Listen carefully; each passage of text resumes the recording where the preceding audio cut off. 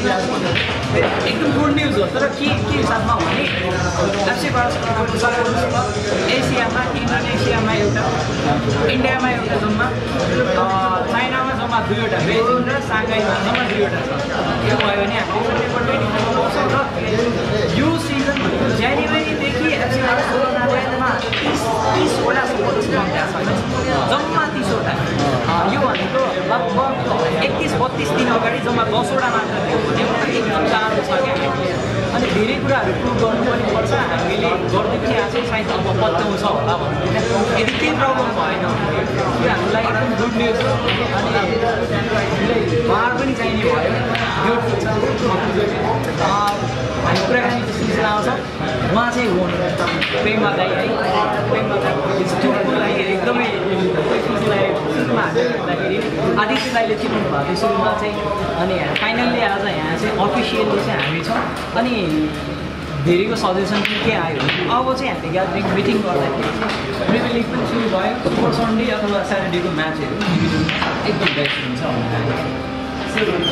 match पनि हेरौँ gathering पनि भयो एउटै हुन्छ हामीले लालिगा नै हेर्नु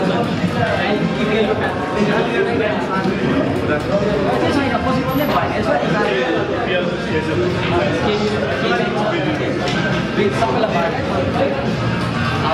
के भयो भने अब नेक्स्ट टाइम आउँदाखेरि चिनिहालेको छ सबैलाई सजिलो हुन्छ बेलादाईले हेल्प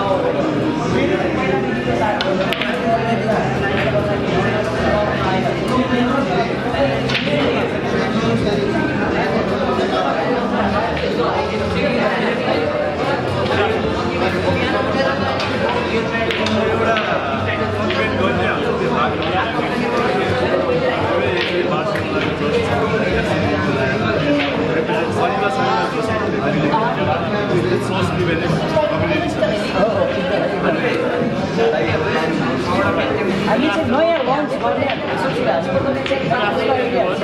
मेरो नाम चाहिँ आकाश मलाई एउटा आइडिया आएको चाहिँ कसरी आएको भने योभन्दा हिजो स्याटरडे म चाहिँ एक्लै साइक्लिङ गर्न निस्केँ अनि मैले चाहिँ त्यो दिन के गरेँ भने साइक्लिङ पनि गर्थेँ प्लस इन्डिभिजुअली एउटा के एउटा सोसल मैले चाहिँ के गरेँ भने पुरानो कपडाहरू यस्तो चाहिँ होइन कि एकदम वेस्ट कपडाहरू होइन मैले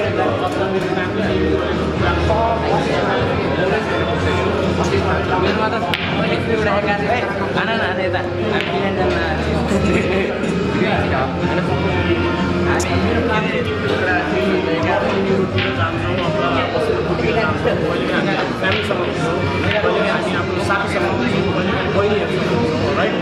त्यस्तो बेलामा चाहिँ त्यहाँनिर कोही एउटा कपडै लगाएर मान्छे अगाडि आइदिँदा होइन अथवा एकदमै सिङ्गिङ हुन्छ बनाइरहेको कपडा लगाएर अगाडि आइदिँदा त्यसले नर्मली हामी जस्तो मान्छेलाई नै प्रमोट पुऱ्याइरहेको होइन यो विचारले चाहिँ मैले के गरेँ भने